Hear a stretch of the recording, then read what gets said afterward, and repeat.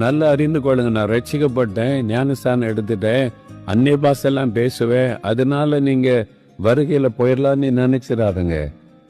ஆயத்தமா இருக்கிறவங்க சொல்லுங்க, ஆயத்தமா இருக்கிறவர்கள். அப்படிதான் 10 கன்னிகைகள் மணவாளனை சந்திக்க போனாங்க. 10 பேருமே மணவாளனுடைய வருகையை விசுவாசித்தாங்க. மணவாளனை சந்திக்க தான் போனாங்க. 10 பேரும் விளக்குலாம் வச்சிருந்தாங்க.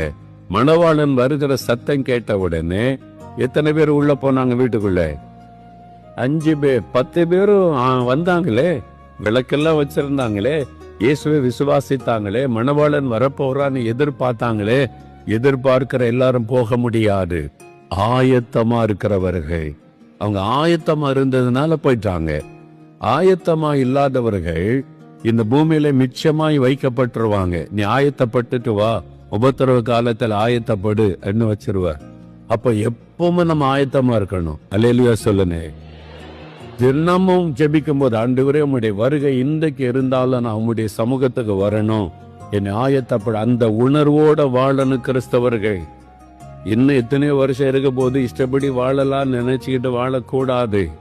நீங்க அப்புறம் இந்த பூமியில கைவிடப்பட்டு விடுவீர்கள். எப்பொழுதும் ஆயத்தமா இருக்கணும். ஆயத்தமா இல்லாதவர்கள் இந்த பூமியில மிச்சமாய் வைக்கப்பட்டுருவாங்க. நீ ஆயத்தப்பட்டுட்டு வா, உபத்திரவ காலத்தில் ஆயத்தப்படு என்ன வச்சிருவார். அப்ப எப்பவுமே நம்ம ஆயத்தமா இருக்கணும். அல்லேலூயா சொல்லுங்க. தினமும் ஜெபிக்கும் போது, ஆண்டவரே உம்முடைய வருகை இன்றைக்கு இருந்தாலும் நான் உம்முடைய சமூகத்துக்கு வரணும், என்னை ஆயத்தப்பட, அந்த உணர்வோட வாழணும். கிறிஸ்தவர்கள் இன்னும் எத்தனையோ வருஷம் இருக்க போது இஷ்டப்படி வாழலாம் நினைச்சுக்கிட்டு வாழக்கூடாது. நீங்க அப்புறம் இந்த பூமியில கைவிடப்பட்டு விடுவீர்கள். எப்பொழுதும் ஆயத்தமா இருக்கணும். அவர் திருடனை போல வருவா. எக்கால சத்தம் ஆயத்தமா இருக்கிறவங்க காதுல தான் எக்கால சத்தம் கேட்கும். மற்றவங்களுக்கு அந்த சத்தம் கேட்காது.